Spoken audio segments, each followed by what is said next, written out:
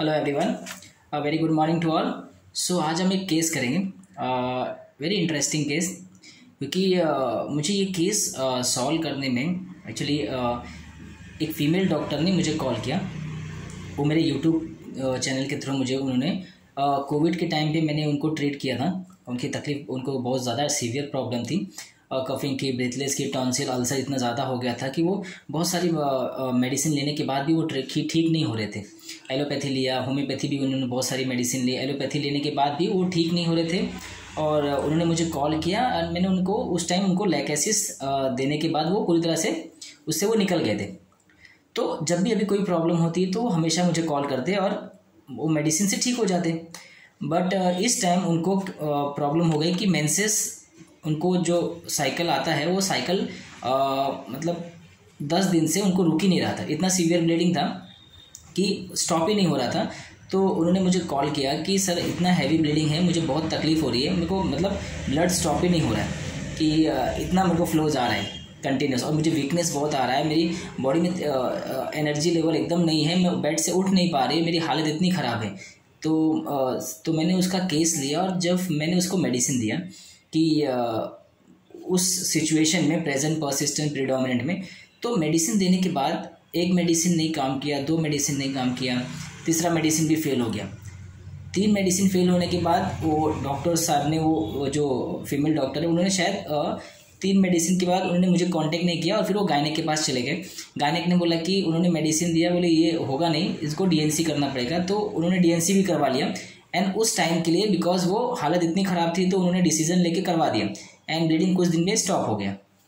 Again the second cycle आया तो उन्होंने फिर से मुझे कॉल किया कि सर मुझे वापस से हो गया, आज 4th डे है, मेरी ब्लीडिंग फिर से स्टॉप नहीं हो रही है और लास्ट टाइम मेरी हालत इतनी ख़राब हो गई थी सर, तो मुझे मजबूरी में एलोपैथी लेना पड़ा। और फिर डॉक्टर ने बोला कि मुझे डीएनसी करना पड़ेगा क्योंकि और कोई रास्ता नहीं है तो ब्लीडिंग बंद करने का। तो उन्होंने डीएनसी शायद पहले मेडिसिन दिया था, फिर बाद में डीएनसी का डिसीजन लिया क्योंकि वो बंद नहीं हो रहा था।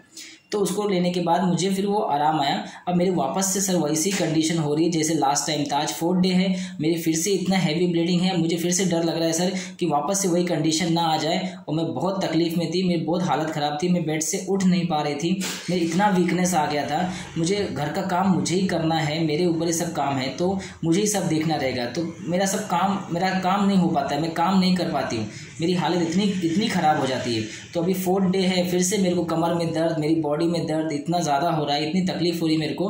तो मैंने इसलिए आपको फिर से कॉल किया सर कि अभी आप मेडिसिन दे दीजिए ताकि और ना बढ़े, फिर से वो रुक जाए, यही रुक जाए। तो मैंने फिर से यही अंडरस्टैंडिंग से मैंने वापस से उसको मेडिसिन दिया, एक मेडिसिन दिया एंड मेरे ख्याल से मैंने बोला कि आप कुछ मत करना, 2 दिन वेट करना, कोई पैनिक की बात नहीं है, जैसा रहेगा मुझे बताइए।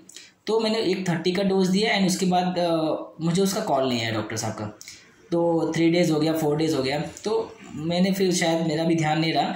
तो फिर नेक्स्ट टाइम 1 महीने के बाद फिर से मुझे कॉल आया, वापस से वो डॉक्टर साहब ने मुझे फ़ोन किया कि सर लास्ट टाइम भी सर आपने जो एक 30 का डोज दिया उससे भी सर कुछ फ़र्क नहीं पड़ा, मेरे को और हैवी ब्लीडिंग होने लगा और तकलीफ़ होने लगी, मेरे को इतना वीकनेस आ गया कि मैं घर का काम नहीं कर पा रही थी, तो मुझसे कुछ नहीं हो रहा था उस समय। तो वापस से मैं गायनेक के पास गई, वापस से मैंने दवा लिया और फिर जाके फिर वो कैसे 7-8 दिन लगा मुझे बंद होने के लिए।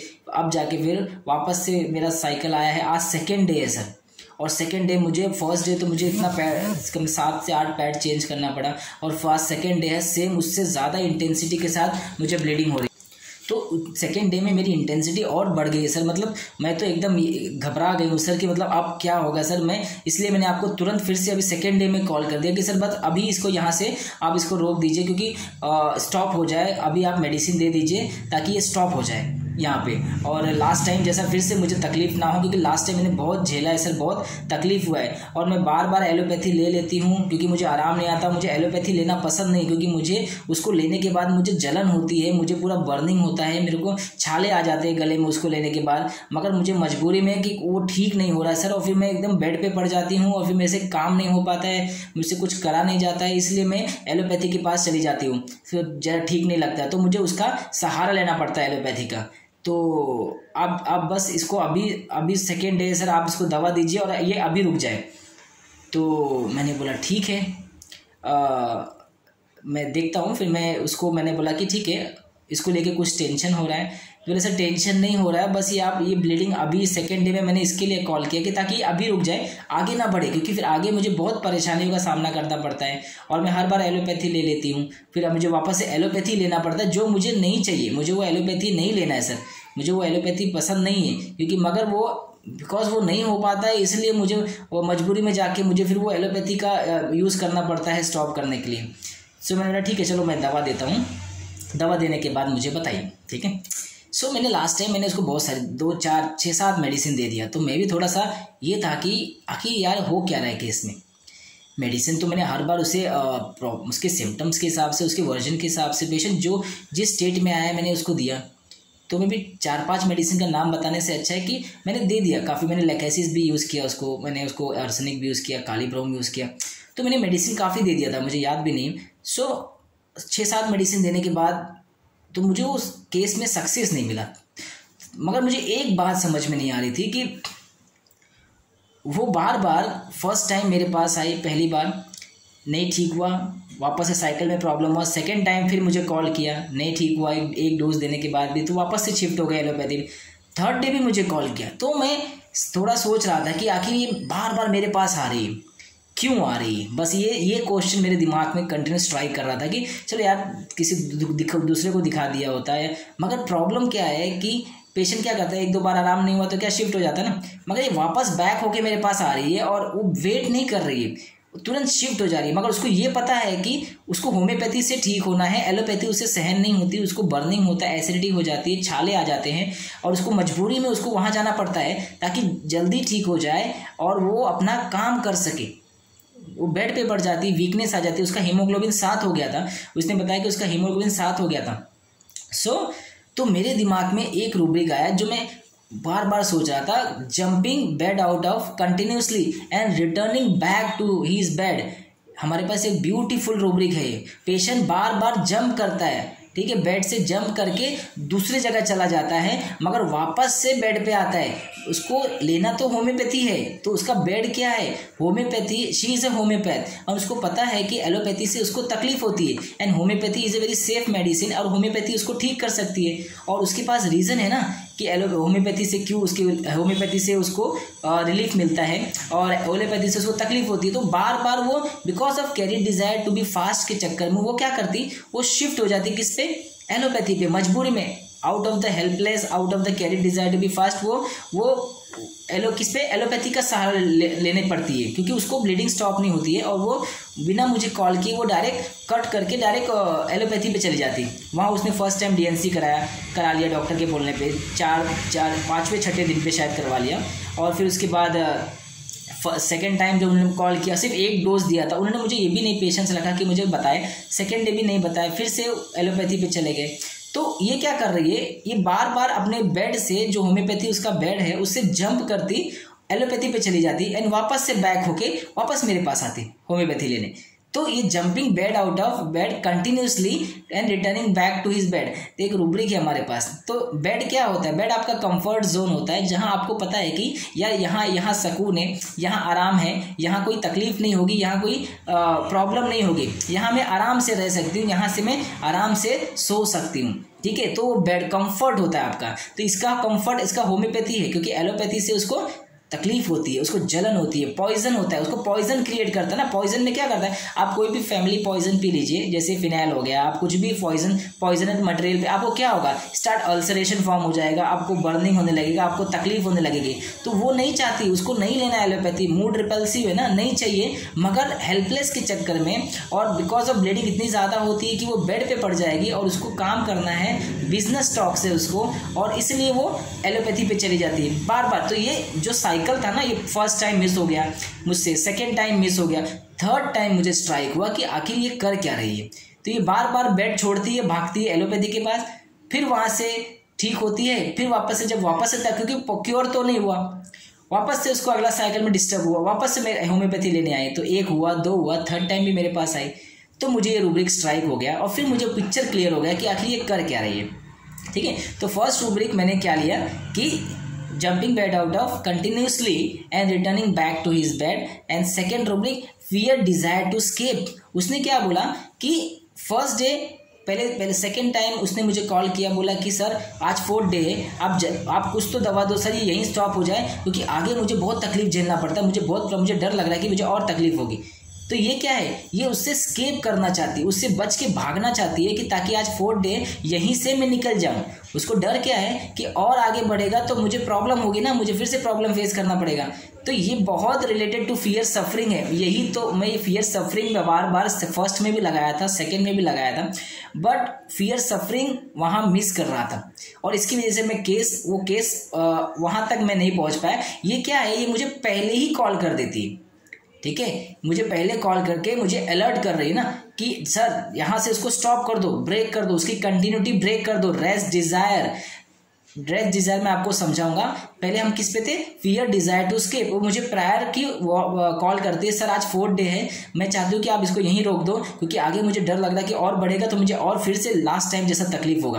तो ये क्या है, फियर डिजायर टू स्केप। वो यहीं से बच के भाग जाना चाहती है और आगे परसिस्टेंट नहीं करना चाहती है, ठीक है। तो ये फियर डिजायर टू स्केप, इस सेकेंड रूब्रिक मैंने यूज किया था। थर्ड रूब्रिक क्या बोल रही है कि एलोपैथी लेती ना सर, मुझे बहुत जलन होती है, मुझे बर्निंग होती है, मुझे बहुत तकलीफ होती है, तो मैं मगर जब मैं देखती हूँ ना सर कि नहीं हो रहा, तो मैं मजबूरी में जाके लेती हूँ। ये हेल्पलेस बिकॉज ऑफ वो ठीक नहीं हो रही है।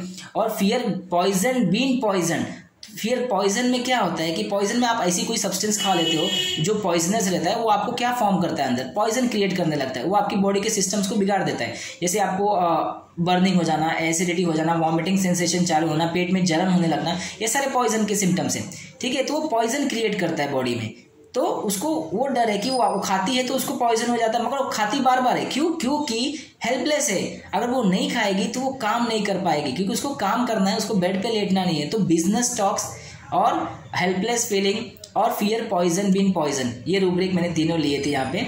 और उसने क्या बोला कि सर फिर जब 3rd टाइम उसने फ़ोन किया, सेम, हाँ, अब वो बेड पे फिर 2nd टाइम भी भाग गई, वो वापस से 3rd टाइम वापस से बेड पे आई हो, तो उसने क्या बोला कि सर आज 2nd डे है, ठीक है। अब यहाँ ये आपको सोचना पड़ेगा कि मैं सोच रहा था कि यार चलो ये आज 2nd डे पे ही कॉल कर दिया, सर 2nd डे बहुत हैवी ब्लीडिंग है, अब इसको यहीं स्टॉप कर दो सर, ये स्टॉप कर दो सर। ये क्या है, ये हमें लगेगा कि ये फियर एक्स्ट्रा वेंजाइन से, ठीक है, स्टॉप कर दो, बहुत क्लोज है, रूब्रिक्स बहुत क्लोज चलते हैं। आपको फियर स्टॉप कर दो मतलब ये कंटिन्यूटी यहीं ब्रेक कर दो। ये क्या है, ये है रेस्ट डिजायर फॉर।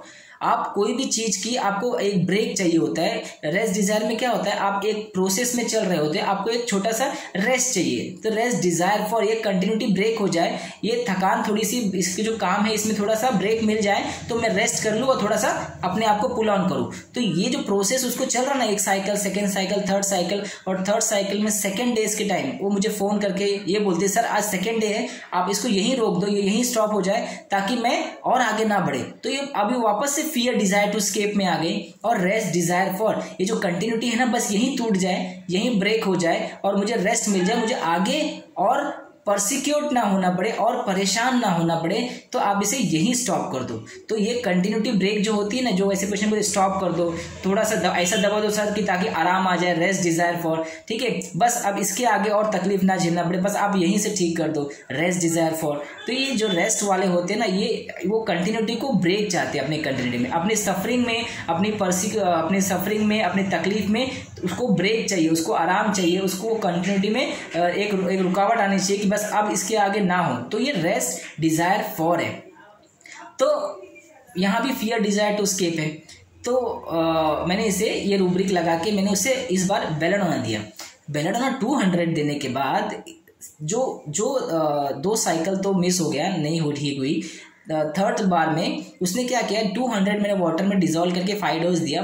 5 डोज देते ही शाम तक उसकी ब्लीडिंग 50% रिड्यूस हो गई, काफ़ी कम हो गई। शाम को मुझे फ़ोन आया, सर अभी मुझे पहले से काफ़ी मतलब 50-60% कम हो गया।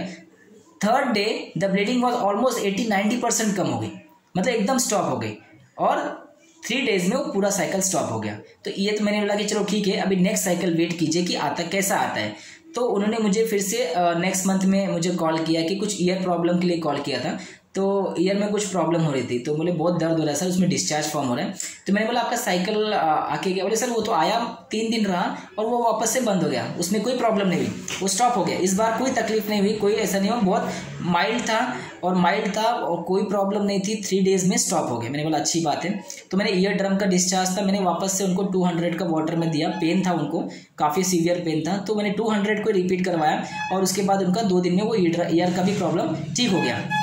ठीक है, तो इस तरीके से मैंने उनको बेलेडोना दिया था। तो मैंने फर्स्ट बार में उसको पकड़ नहीं पाया, सेकंड बार में नहीं पकड़ पाया, मगर थर्ड बार जब वो वापस से मेरे पास आ रहे थे, बिकॉज ऑफ उनको होम्योपैथी चाहिए, तो वो उनको बेड पे ही आना है, मगर वो बार बार carry desire to be fast और हेल्पलेस के चक्कर में वो क्या करते, वापस से एलोपैथी पे शिफ्ट हो जाते थे।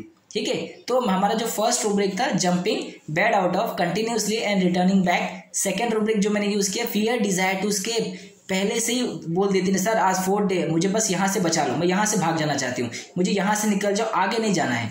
थर्ड डे में भी, सेकंड डे में मुझे कॉल किया सेम, मुझे यहाँ से स्केप करना है। तो fear desire to escape, anxiety fear with, ठीक है, helpless feeling, carry desire to be fast. ठीक है, और बहुत सारे रूब्रिक है, मूड रिपल्सिव, आप बहुत सारे रूब्रिक्स आप अप्लाई कर सकते हो ये केस में। आपको मैं देखा जाए तो 8-10 रूब्रिक बता सकता हूँ। ये मुझे थर्ड टाइम में समझा, फर्स्ट टाइम में मैं इसको फियर सफरिंग ले रहा था, फियर ऑडियल ले रहा था, मैं उसका कंसर्न नहीं समझ रहा था, मैं शायद मैं उससे उस समय मिस कर गया।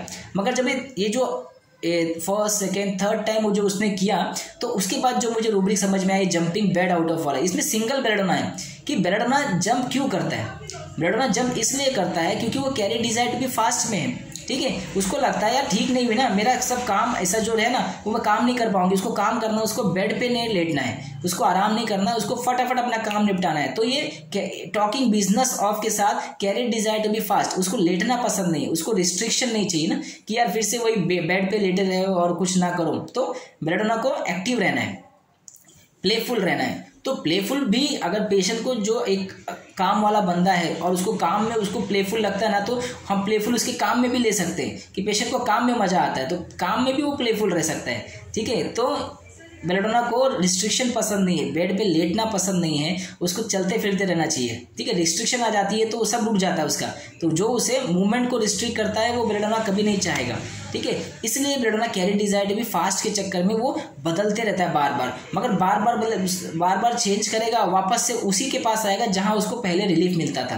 तो ऐसे मेरे पास एक केस और था कि जो मेरे पास आता उसको थोड़ा रिलीफ मिलता मगर पूरा नहीं मिलता, तो वो एलोपैथी के पास चला जाता, फिर जो 10 दिन 15 दिन वहाँ दवा लेता, वापस से मेरे पास आता, सर आपकी दवा से तो मुझे थोड़ा आराम था, मगर फिर मुझे बाद में देखा कि आराम नहीं लगा पूरा, तो मैं एलोपैथी, मुझे एक किसी ने बताया कि इसके पास बहुत अच्छी दवा मिलती है, तो मैं वहाँ चला गया। तो फिर वहाँ मैंने दवा लिया, मगर फिर देखा कि सर उसमें मज़ा नहीं, सर उसका दवा में तो कुछ भी फ़र्क नहीं पड़ा, फिर मैं आपके पास आया। ऐसे 2-3 बार पेशेंट आपके साथ ऐसे ही करते हैं, तो आपको समझ जाना चाहिए कि ये बंदा carry desire to be fast वाला है, ये बेलेडोना वाला है, ये जंप कर रहा है आपके बेड से, जबकि आपका उसका कंफर्ट जोन आप ही हो, आपके पास ही उसको रिलीफ मिलता है। उसकी इंस्पाइट ऑफ बेलेडोना नेव और क्रूडुलस होता है, लोग उससे कोई बहका देता है कि यार वो डॉक्टर के पास जाओ, वो डॉक्टर तो एकदम मस्त एक दवा में डोज में ठीक कर देता है, वो बेचारा क्रूडुलस सोचता है अरे हाँ क्या, चलो फिर चलते चलो दिखा के आ जाएगा, तो वो क्रूडुलस और नेव के चक्कर में फंस के वो चला जाता है, मगर वो ये नहीं समझता कि यार उसके साथ वापस से वही होने वाला है, वहाँ ठीक तो नहीं होता, फिर सोचता है यार मैंने काली फकड़ उसकी बात मान लिया, मुझे फिर से मेरे पुराने डॉक्टर के पास जाना चाहिए, तो मैं वहाँ जाके मुझे वहाँ ठीक लगता है, तो फिर से आपके पास आता है। तो ये इस तरह से बेलेडोना जंपिंग बेड बार बार करता है और बार बार आपके पास आता है, और आप बोलता है सर आपकी दवा से तो मुझे थोड़ा बहुत आराम भी रहता है, उसकी दवा से तो मुझे कुछ भी आराम नहीं होता है।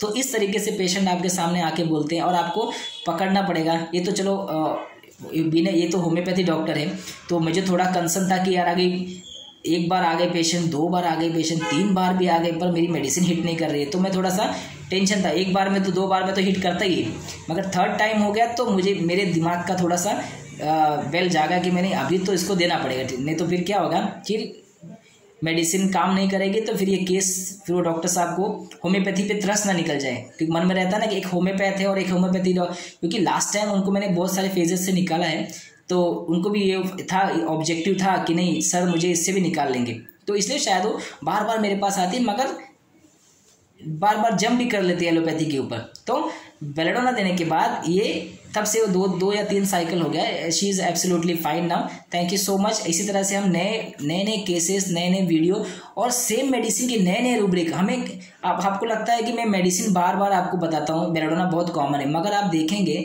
बेलेडोना भले कॉमन है मगर आप देखेंगे अलग अलग तरीके से बेलेडोना पकड़ने आना चाहिए।